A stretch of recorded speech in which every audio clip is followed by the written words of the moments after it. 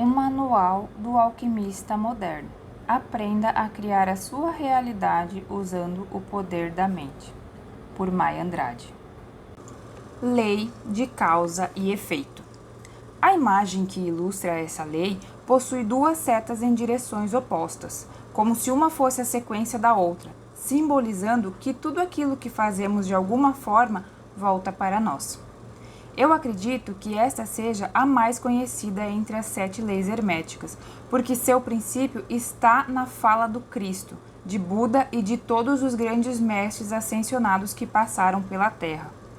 Porém, para muita gente, ainda é muito mal compreendida e difícil de ser aceita. Seu axioma diz: toda causa tem seu efeito, todo efeito tem sua causa. Tudo acontece de acordo com a lei. O acaso é simplesmente um nome dado a uma lei não reconhecida. Há muitos planos de causalidade, porém, nada escapa à lei. É um axioma até bem claro. Tudo nessa vida tem uma causa, sem exceção. Essa lei não se curva para ninguém. Logo, não existe sorte, coincidência, acaso, infortúnio ou vítimas. E é justamente por isso que a maioria das pessoas não tolera a 6ª lei hermética. Elas estão sempre querendo culpar o outro e não aceitam que existe uma causa para todo efeito, ou seja, para tudo o que acontece em suas vidas. Neale Donald Walsch, no livro Conversando com Deus, explica que não há vítimas no universo. Todo mundo, direta ou indiretamente, criou a realidade pela qual está passando. E é muito difícil falar sobre isso para uma população inteira que ainda não expandiu a consciência e vive vibrando na frequência de vítima, acreditando que a culpa é do governo, do marido, da família, do patrão, do sistema. Nada é culpa delas. Elas acham que não são a causa para o efeito que estão colhendo em suas vidas, mas são. E por isso precisam assumir a responsabilidade sobre os atos de suas vidas e escolher os frutos que elas mesmas vão plantar. Não é à toa que considero a lei da causa e efeito muito parecida com a lei da atração, porque aquilo que você emana será o mesmo que irá colher. Você é a sua causa. Então, uma pessoa que tem muita prosperidade com certeza plantou isso na vida dela para poder fazer a escolha depois. Inclusive, quem ganha na loteria está sujeito à lei de causa e efeito. No Kybalion é dito que até o jogar dos dados não é obra do acaso. Essa lei, contudo, pode parecer injusta quando sofremos algo muito ruim, como uma violência. Se tudo o que acontece em nossa vida é porque houve uma causa, então a culpa é da vítima e não do agressor? Não, de forma alguma. A culpa não está em ninguém. Não é uma questão de culpa, e sim de causa e efeito. O problema é que, com a nossa mente limitada, nós queremos compreender como ocorreu aquele efeito, quais foram as causas que deram origem a ele. Mas não temos acesso a todas as informações que estão no cosmos. E, além disso, elas vão além do nosso entendimento, da nossa capacidade de processar. Em O Livro de Mirdad, quando se fala sobre causa e efeito, é mencionado exatamente isso. Ainda que você não entenda, aceite tudo que cair na sacola do universo no seu colo. Não reclame e receba como sendo uma parte justa, mesmo que não entenda o porquê. Agradeça, aprenda com aquilo e confie, porque a lei não falha. Então, não somos nós que vamos fazer o outro pagar por algo que ele possa ter cometido. A lei de causa e efeito funciona tanto para o agressor quanto para a vítima. Ambos estão colhendo o que plantaram. Além disso, quem agora agrediu uma pessoa também colherá o mesmo lá na frente. Não há ninguém impune no universo. Um dia da caça, o outro do caçador, e vice-versa. Planos da causalidade. Para que você possa entender melhor a lei de causa e efeito, vamos precisar voltar na lei da correspondência, que fala que existem os planos espirituais, mental e físico. Os 2 primeiros formam o plano superior e o último, o inferior. É no plano superior que as causas são determinadas. O inferior é o reino do efeito. O que acontece à maioria das pessoas é que elas querem um efeito em suas vidas, mas sem usar o plano que causa o efeito. Os planos da causalidade espiritual e mental, portanto, determinam quais são os efeitos que teremos em nosso mundo físico. E esses planos da causalidade abrigam causas externas a nós e internas. As externas seriam o local de nascimento, a hereditariedade, a cultura e tudo que condiciona a pessoa naquele momento a pensar de um certo jeito. Digamos que nós somos afetados pela causalidade externa, de certa forma, pelas decisões tomadas por nossos antepassados. Por exemplo, quando você nasce, não escolhe sua religião, por isso acaba indo para a igreja que seus pais determinarem. Ou seja, são causas que não dependem exatamente de você, mas que determinam e limitam a sua vida. Porém, é claro que esses fatores externos só vão limitá-lo até que compreenda o seu poder interior de quebrar todas essas cadeias que o prendem. E a compreensão disso vem conforme você avança na escala da expansão da consciência. Para completar, existem outras causalidades externas. A vontade de seu eu superior e a influência de seres do reino espiritual que tanto podem ser positivas quanto negativas. Isso vai depender da predisposição da pessoa que está atraindo essas energias. Embora invisíveis, essas causas atuam muito mais em nós, seres do plano físico, do que se possa imaginar. Já na causalidade interna estão o seu livre-arbítrio, as suas escolhas. Essa causa é de sua total responsabilidade, e quanto mais você toma ciência disso, mais toma as rédeas da sua própria vida ao controlar a sua mente e a sua imaginação. Então, no reino da causa interna, você pode ter domínio total de sua mente. Já no das causas externas, não tem qualquer domínio sobre as decisões dos seus antepassados que podem ter criado algo que se reflete na sua vida hoje. Só tem que perdoá-los. Entenda que eles fizeram o melhor que puderam com a consciência que tinham na época. É importante também levar em conta que havia causalidades anteriores a eles que você desconhece. Na causa interna, portanto, você tem domínio absoluto sobre a sua própria mente. Ainda que a religião em que foi criado, a cidade em que sempre viveu e a situação econômica de seus pais causem alguma situação na sua vida, quanto mais você for dono de si mesmo, capitão da sua alma, dominador dos seus próprios pensamentos, mais livre será. E mais independente das causas externas se tornará. Novamente, vale destacar, essa liberdade só chega quando você expande a sua consciência. Para conseguir controlar a causa interna, responda: quais são os pensamentos que povoam a sua mente? O que você pensa na maior parte do dia? Será isso o que determinará a sua realidade. Aceite que seus pensamentos são a principal causa dos efeitos na sua vida. Então, quanto mais você conhecer a si mesmo, mais domínio sobre a sua mente terá, mais livre-arbítrio usará e menos fatalismo viverá.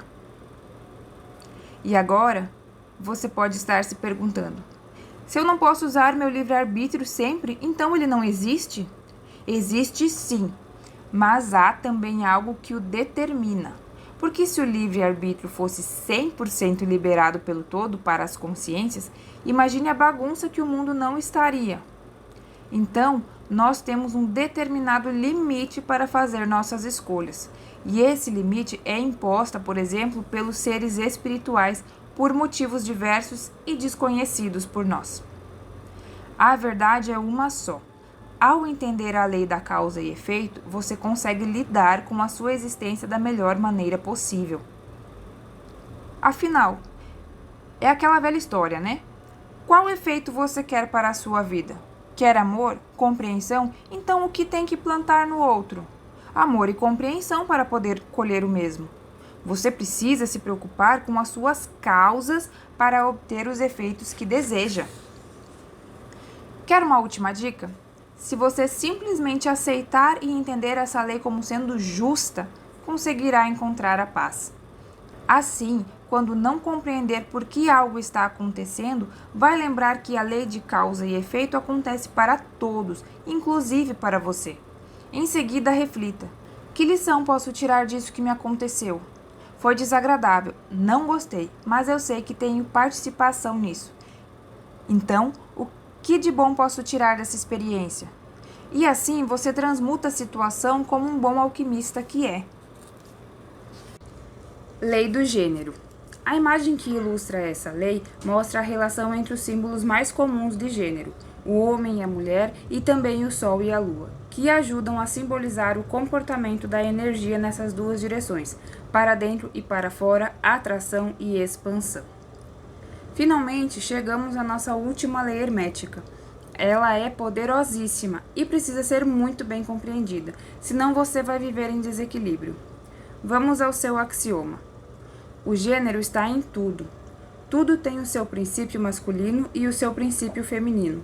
O gênero se manifesta em todos os planos. Logo de cara, já dá para identificar duas outras leis bastante relacionadas com a lei do gênero. A primeira é a da correspondência, já que o gênero está presente em todos os planos, no espiritual, no mental e no físico, manifestando-se de forma um pouco diferente em cada um, mas o princípio é o mesmo. A segunda é o da polaridade, a qual fala que tudo tem dois opostos, que se encontram, se reconciliam e juntos formam uma coisa só. Como uma moeda que tem cara e coroa. E isso está nítido na lei do gênero, quando falamos em masculino e feminino. De acordo com este princípio hermético, o gênero feminino representa a procriação, dar à luz, gerar a vida. Já o masculino traz a simbologia de se colocar a semente, de engravidar a mente para gerar uma nova ideia. E assim, em todos os planos, a energia masculina e feminina atuam juntas para criar a nossa realidade. No plano físico, uma das formas de representação da lei do gênero está no sexo.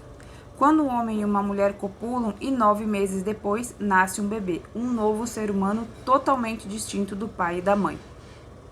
A combinação das energias masculina e feminina gerou um outro ser diferente, semelhante, mas diferente.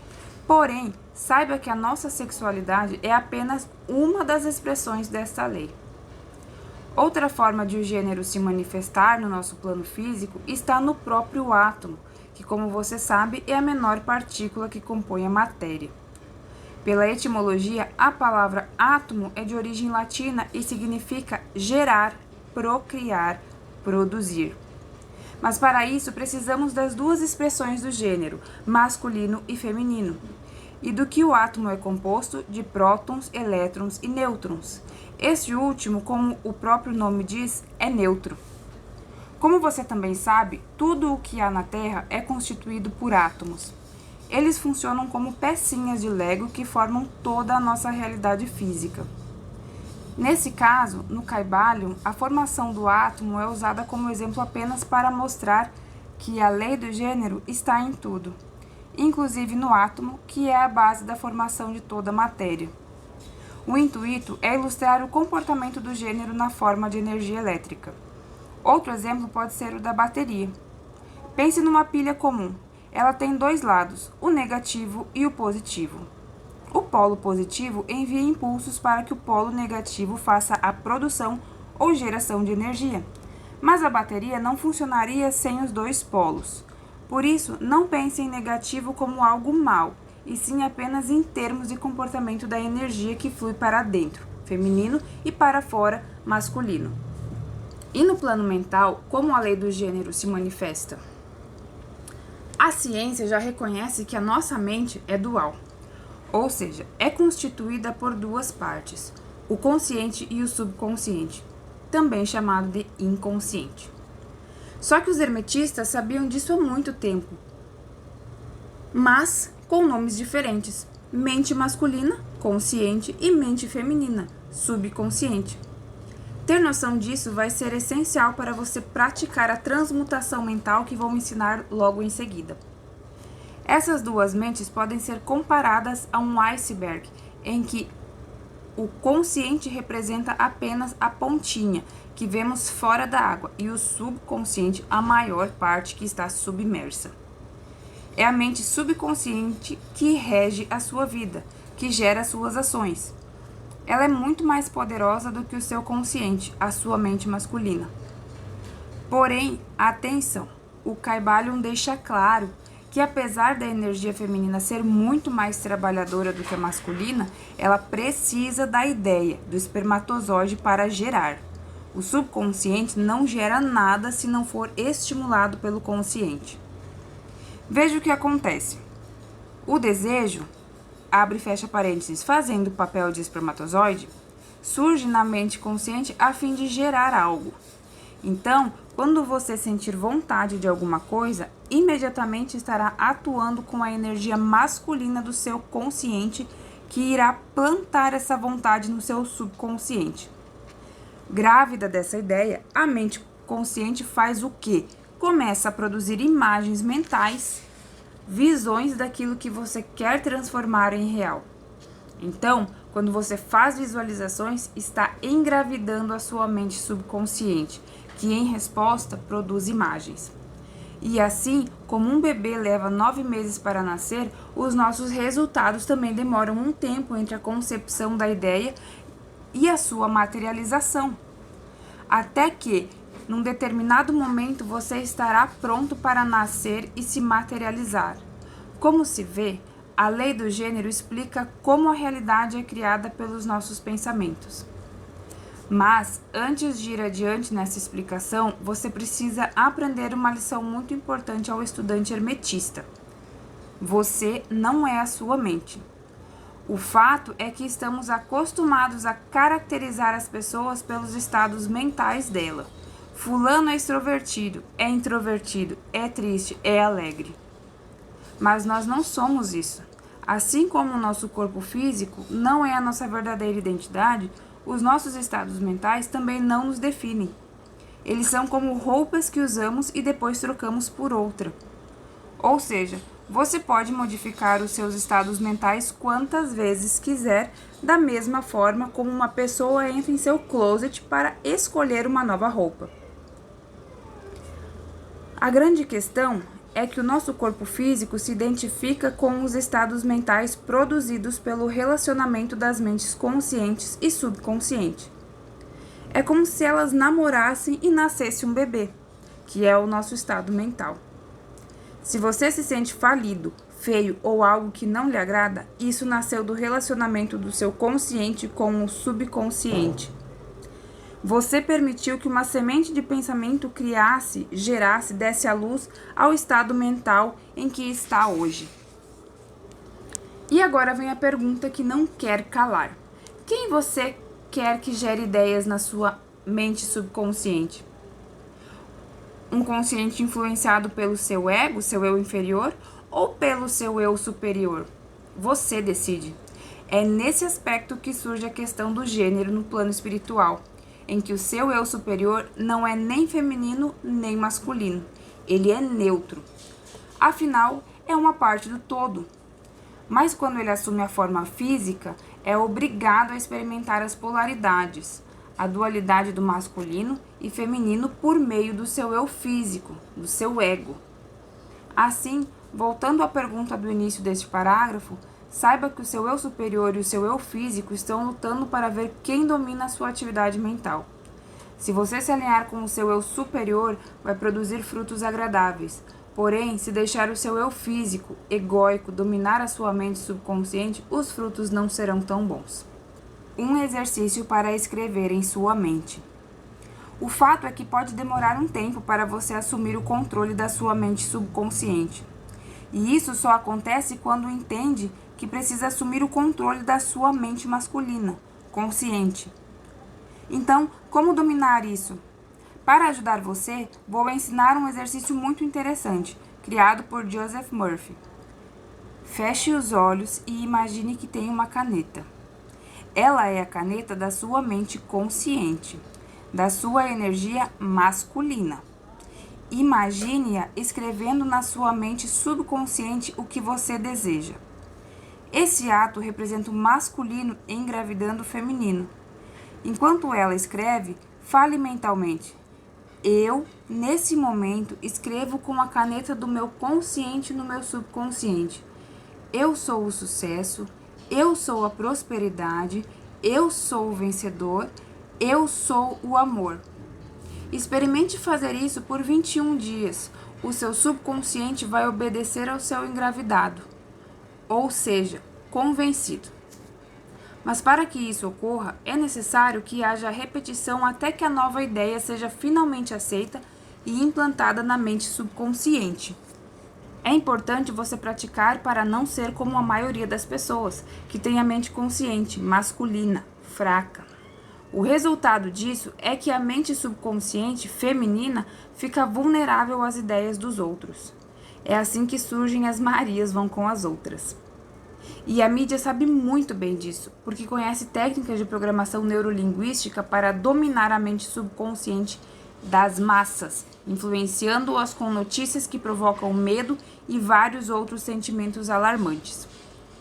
Então, quando você assiste ao telejornal naquele momento, a emissora de TV pode estar implantando um pensamento, uma ideia na sua mente subconsciente para que ela produza mais daquilo que foi implantado.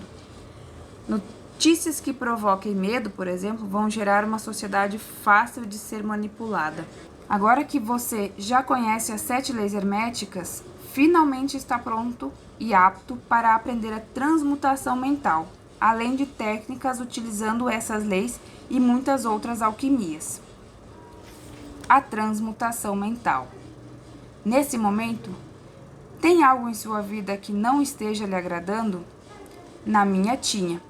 Eu cresci num estado de consciência do ponto de vista da religião. Vivia com medo, presa a dogmas, a crenças de céu e inferno. Eu tinha aversão a tudo que hoje ensino. Dizia que não era de Deus, e sim coisa do diabo. Eu nunca iria olhar para um livro de hermetismo, lei da atração, chakras, tarô. A religião que eu seguia rejeita com todas as forças esse tipo de tema. E essa era eu. Já passei por esse estado de consciência. Só que naquela época eu pensava que isso me representava, era minha essência.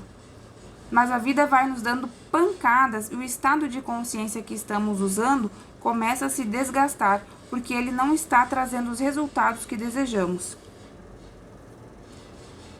Então, eu comecei a olhar para outras pessoas que não acreditavam em nada daquilo que era minha verdade, mas que estavam tendo sucesso e expressando uma vida de liberdade, alegria e satisfação. Foi então que pensei, existem outras formas de viver e eu só conheço essa que a igreja me apresentou. Vou dar uma espiada por cima do muro para ver o que tem lá do outro lado. E ao fazer isso, acabei pulando o muro. Não foi fácil. As pessoas que conheciam a Mai do estado de consciência antigo foram reclamar, me dizendo que eu estava errada, que tinha abandonado a verdade. Foram me atacar porque não aceitaram a minha mudança. Eu rebati dizendo que não era crime mudar de religião, não acreditar mais naquilo que passei a vida inteira achando que era o certo. E pedia que me deixassem livre. Com o passar dos anos, elas passaram a me respeitar, porque eu não voltei mais para o estado antigo. Isso é transmutação.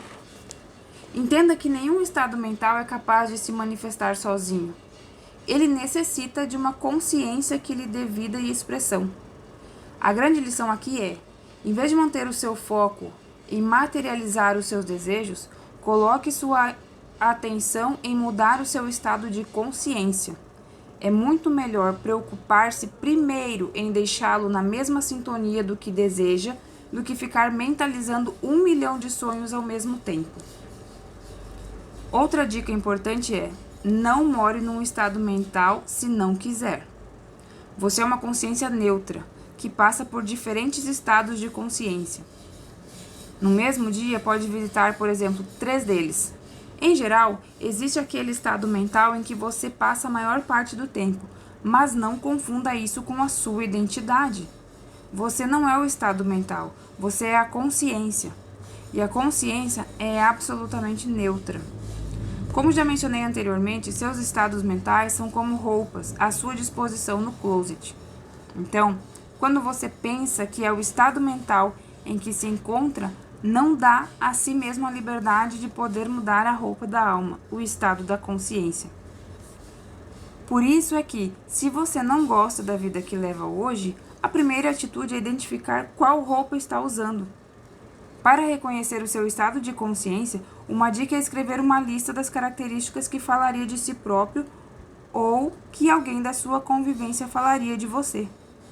Ao terminar, você vai olhar e dizer: nossa, é isso que eu penso de mim? Mas eu posso ser diferente. Posso decidir mudar o meu estado de consciência como eu mudo de roupa. Escolha outro estado que vai representá-lo melhor nesse momento. E daqui a 5 anos, o que você optou agora não fizer mais sentido para você, não tenha medo, mude outra vez.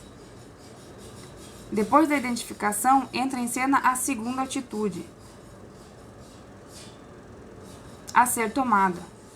Realmente realizar essa mudança, assim como eu fiz anos atrás. Se, por exemplo, você está num casamento de mais de 30 anos que não diz mais nada para você, por que não se separar, mesmo na velhice, e ir viajar com seus amigos? Ninguém está preso a nenhum estado de consciência, e mudar não deveria ser considerado crime. Além disso, cada um desses estados nos proporciona aprendizados e experiências que somam para a expansão da nossa consciência. Mas afinal, como ocorre a transmutação mental? Vou mostrar agora a teoria do que você precisa vivenciar na prática. Para isso, é necessário lembrar do que estudamos. Existe o plano superior, invisível, que é o plano da causa, e há também o plano inferior, visível, que é o plano do efeito. O problema da maioria das pessoas é que elas não sabem que é no plano superior, invisível, que o visível nasce. Fazem o que, então? Querem mudar suas realidades, mudando o efeito e não a causa. E a causa está na mente, no mundo das ideias, conforme Platão falava. Por isso, se quiser transformar uma sociedade, precisa modificar a mentalidade de quem a compõe. Senão, continuará tudo na mesma. O fato é que muita gente não vê as mudanças porque só quer agir no plano material. Trabalham, mas não prosperam. Procuram um amor, mas não acham. Isso é porque não atuaram no plano da causa, que é invisível. E como fazer isso? Acessando o plano superior por meio do plano mental, e assim usar a mente para criar a realidade que deseja. O alquimista não se deixa levar pelas circunstâncias desagradáveis ao seu redor, porque sabe que são apenas frutos da mente de outra pessoa ou até de sua própria mente em um momento de negatividade. Então, aquelas desgraças que você vê no noticiário, as brigas em sua família, enfim, tudo o que acontece ao seu redor e que parece negativo foi criado pela mente de alguém. Mas o bom é que você tem o poder de produzir uma realidade diferente. Basta parar, dominar a sua mente e fazer um exercício de visualização. No final dessa parte, terá a oportunidade de você acessar um vídeo meu, em que faço este exercício com você. O alquimista sabe que existem sempre dois lados e que, exercendo o poder de sua vontade forte, ele escolhe qual foco de atenção quer dar, ou seja, onde vai canalizar a sua energia. Afinal, ele também sabe que tudo o que recebe atenção cresce e se manifesta na vida material. Assim, mesmo que o pêndulo do universo esteja no foco negativo, o alquimista escolhe o polo positivo. O mundo inteiro pode estar desabando, mas a escolha dele sempre será essa. Então, acessando o plano mental, ele faz a transmutação, colocando foco mentalmente na polaridade desejada, a positiva. Por exemplo, de um lado você teria prosperidade, do outro a escassez. Para qual dos dois polos quer dar atenção? Um número enorme de pessoas pede ao universo para manifestar abundância, mas como vai conseguir isso se vivem colocando a energia no polo de escassez? Isso acontece quando elas ficam falando que são pobres, que não têm dinheiro, que só vão conseguir algo se for de graça. Entenda, se você quiser dar vida à polaridade da prosperidade, Precisa se lembrar dos momentos em que se sentiu bem materialmente e criar diálogos internos positivos. Deve escolher sempre olhar para o lado da abundância.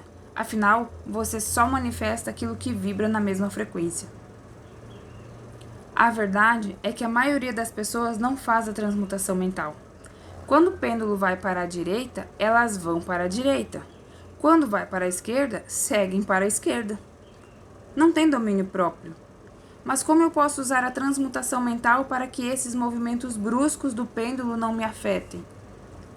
O pêndulo nunca vai parar e o carrossel das emoções vai continuar. Só que a transmutação será como mudar de roupa.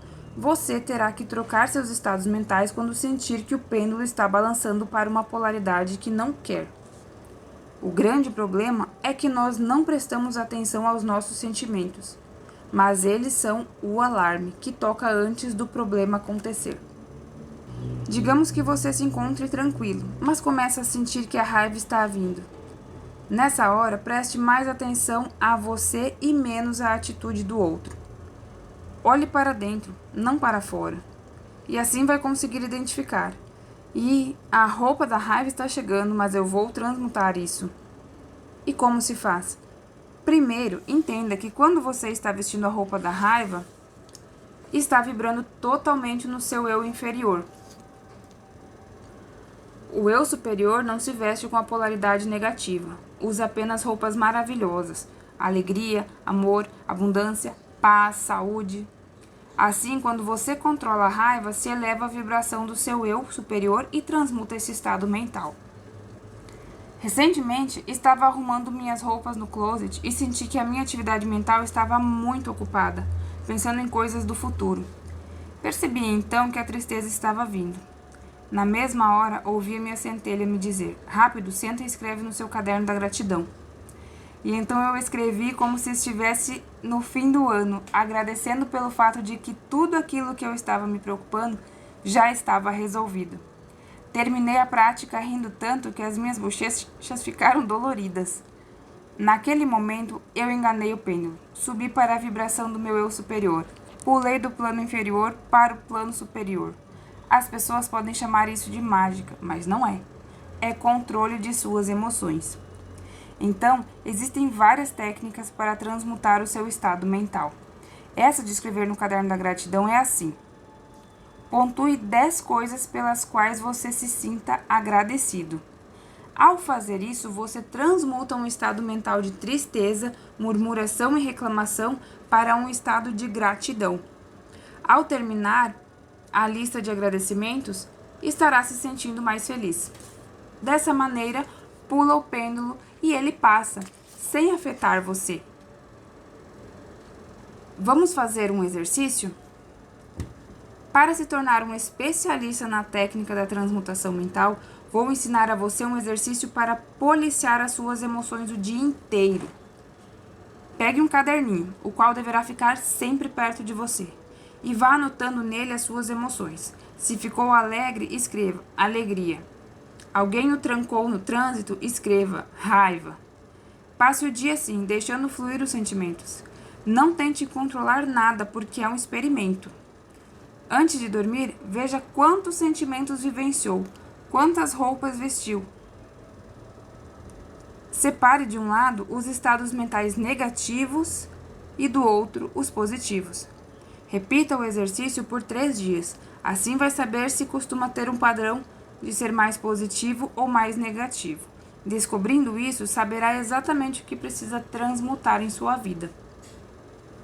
Mude seu estado mental e cocrie seus sonhos. Diante de tudo isso que eu expliquei até agora, você consegue perceber que transmutação mental tem tudo a ver com cocriação? Afinal, quem cria os resultados é a consciência assumindo determinados estados. Portanto, a manifestação de seus desejos está diretamente relacionada ao estado mental que a sua consciência está usando. Os estados de consciência são os co-criadores. Eles representam o filtro que determina que tipo de cocriação vai acontecer a partir de você. Por exemplo, caso se mantenha num estado de consciência de escassez, será impossível produzir algo diferente disso. Você só será capaz de manifestar aquilo que consegue sonhar. Se deseja um carro, significa que possui a capacidade de ter um. Senão, isso nem passaria pela sua cabeça. No momento em que desejamos algo, o nosso eu superior está nos dizendo que temos o potencial para manifestar. Quando eu estava no meu estado de consciência religioso da igreja, eu nunca seria capaz de sonhar que um dia eu estaria ensinando e escrevendo um livro sobre alquimia mental. Isso para mim era errado, algo abominável. Eu precisei mudar o meu estado de consciência para poder sonhar com isso. E assim sim, quando eu sou capaz de sonhar, sou capaz de realizar. Tudo começa no sonho, na mente. Não dá para querer adquirir algo sem antes usufruir disso na mente. As pessoas que não entendem como funcionam as leis do universo trocam a ordem dos fatores e, nesse caso, alteram o produto. Tudo começa no sonho, no que pode ser imaginado. Nosso eu superior fala conosco na linguagem do desejo. De repente surge em nós um desejo, e a partir dele somos capazes de começar a imaginar e a sonhar com algo diferente daquilo que o nosso estado de consciência atual conseguiria conceber. É a partir daí que se inicia a nossa mudança interna mental. Por algum tempo, vamos alimentando essas imagens mentais até que se acumule energia suficiente ao redor dessa ideia e assim mudamos o estado de consciência, o que torna possível a materialização do sonho. Por isso, antes de querer ter na sua mão, tenha antes na sua consciência. É como eu sempre digo, tem que primeiro ser para ter, porque o ter é o resultado de ser. Reflita. O que você está consciente de ser agora? Mentalmente, como se vê? Lembre-se de que é o plano superior que governa o plano inferior. É o mental que cria o material. Portanto, não se baseie nos fatos já manifestados na matéria. Isso é passado. Construa a sua nova imagem no seu plano mental. É de lá que a sua nova vida virá surgir. No seu plano mental, você deve ter o dinheiro e assumir o estado de consciência da abundância. E assim, o universo, com as suas leis naturais, vai providenciar os caminhos e os meios para trazer as oportunidades de que você precisa para manifestar a condição de riqueza que assumiu no seu estado de consciência. É por isso que muitas pessoas que ganham na loteria perdem o dinheiro em pouco tempo. Elas não assumiram antes o estado de consciência milionário. A verdade é que você não precisa ter para ser. Tem que ser para ter. Uma vez que você, consciência neutra, assuma um estado mental, a sua vibração muda. E assim entra em ação a lei universal da vibração, em seu aspecto de lei da atração, que vai dizer: oba, essa pessoa aqui está vivendo em um relacionamento. Mas onde está o parceiro ou a parceira? Não tem? Então espera aí, eu vou trazer, porque a vibração dela corresponde àquilo que ela está querendo. Esse é o pulo do gato na cocriação. Não foque no que você quer manifestar, e sim no estado de consciência que vai produzir aquilo que quer cocriar. Essa é a grande sacada. Então, como é que você deve fazer para ter a consciência da abundância? É pegar todo o seu salário e gastar? É comprar algo acima do que tem na sua conta bancária? É ir à concessionária e sair de carro novo, mesmo sabendo que as parcelas vão enforcar você? Não, não é isso. Você está focando na matéria. Tem que trabalhar a sua consciência. É por esse motivo que algumas pessoas não entendem a lei da atração e dizem: eu vou gastar todo o meu salário mesmo porque o universo vai trazer de volta para mim. E se endividam completamente, em vez de usar o poder da consciência. Lição para a vida toda. Primeiro, você tem que manifestar na sua consciência. Procure manter ao longo do seu dia a presença da consciência que deseja manifestar. Abundância, prosperidade, amor e prepare-se. Vão aparecer dinheiro inesperado, promoção no trabalho e uma série de outras manifestações na matéria. Então, não é o caso de sair gastando a sua renda atual e fazendo dívidas por achar que o universo vai providenciar. Não é dessa forma. É primeiro dentro de você, assumindo o estado de consciência desejado. Uma amiga querida, Juliana Moutinho, fez isso. Hoje ela é consultora de imagem e estilo, mas ao longo de sua vida cresceu em meio à escassez e precisou trabalhar desde cedo. E não se abalou quando surgiu a oportunidade de fazer serviços gerais no laboratório farmacêutico. Ou seja, sua função seria limpar. Só que, na mente dela, ela era uma mulher elegante. Chegava para fazer a limpeza toda na beca, usando até salto alto. E os colegas riam dela. Para que você está aí toda arrumada, maquiada, se só vai tirar a sujeira das coisas? Mas ela agia assim porque dentro dela pensava que era uma forma de alguém observá-la e chamá-la para um cargo melhor. Até que um dia realmente ela foi convidada para outra função e foi crescendo a ponto de se tornar executiva e passar a viajar o Brasil inteiro representando esse laboratório. Isso aconteceu porque a Juliana tinha assumido previamente o estado mental de onde iria chegar. Outra história semelhante é a da Anitta. Antes de ser cantora famosa que conhecemos, ela já era assim dentro dela. Lá pelos 17 anos, quando ainda estagiava num banco, ela comprou as roupas de funkeira e ficava ensaiando em casa, na frente do espelho. Falava mais ou menos assim: eu já tenho a roupa, ensaiei os passos e treinei a minha voz. Quando me chamarem para o palco, já sei o que fazer. Ela não ficou esperando a oportunidade chegar para ser quem queria. Já era antes.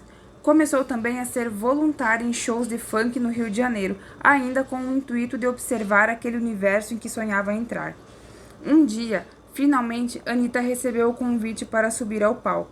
E já estava pronta, porque toda aquela realidade tinha nascido primeiro na mente dela. E você? Por onde anda o seu estado de consciência? Será que está sonhando ganhar na loteria? Caso sim, já sabe onde vai morar? Já sabe o que os ricos fazem com o dinheiro deles? O que os milionários vestem? Está certo que você não precisa descobrir tudo, mas precisa ter o estado de consciência de onde quer chegar. Não é necessário agora gastar um dinheiro com roupa, mas pelo menos se arrume. Assuma o estado de consciência de alguém que tem dinheiro e pare com essa mania de ficar falando mal da crise e de quem é rico. Esse estado mental não vai deixar você chegar aonde quer. O foco, então, não é no que você quer manifestar, e sim no estado de consciência que deve ter para materializar o que deseja. Procure escrever os seus desejos e pensar: que tipo de pessoa manifesta isso que eu quero tanto? Em seguida, identifique os estados de consciência aos quais aquelas manifestações se relacionam e passe a senti-los. Será questão de tempo até ver as transformações em sua vida. O que você não aguenta mais? Para finalizar as explicações sobre a transmutação mental, vou contar uma história que aconteceu com o meu filho mais velho. Como ele costumava fazer xixi na cama, nós colocávamos fralda noturna para evitar que o colchão amanhecesse molhado. Fizemos isso até ele ter 8 anos, apesar de ele morrer de vergonha. Até que quando meu segundo filho estava para nascer, ele compreendeu que o irmãozinho seria um bebê e por conta disso iria usar fraldas. Uma noite, quando meu marido foi colocar a fralda nele, meu filho brigou feio, dizendo que não iria usá-la.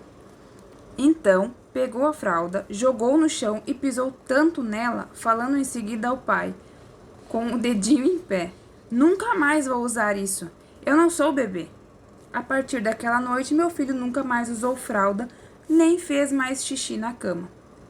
Foi uma determinação da consciência dele, com toda a força e poder de vontade. Ele deu um comando mental e a bexiga dele obedeceu. Então, agora responda: qual é a coisa que está presente em sua vida, mas que você não suporta mais? Faça como meu filho, jogue com força no chão e diga nunca mais. Decida ter outro estado de consciência.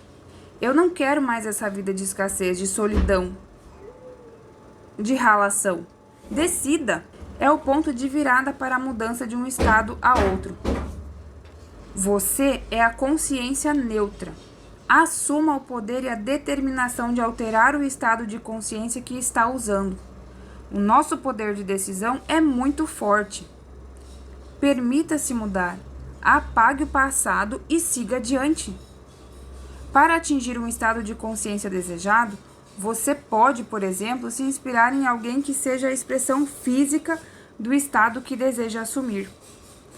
Também pode utilizar imagens do que sonha, fixar cédulas de dinheiro pelas paredes de casa. São várias as formas de você ir ativando a passagem de um estado para o outro. Só que no início, a mente vai querer voltar para o estado anterior, porque está acostumada. Mas seja persistente e mantenha sua força de vontade para permanecer no estado desejado. Assim, pode até ser que derrape e volte ao antigo, mas será uma saída rápida do percurso e logo você vai retornar para o caminho certo. Iniciado, preste muita atenção. Você está lendo um livro sobre alquimia mental e já sabe que não é apenas no plano físico que existe. Então, está despertando e assumindo o controle da sua mente.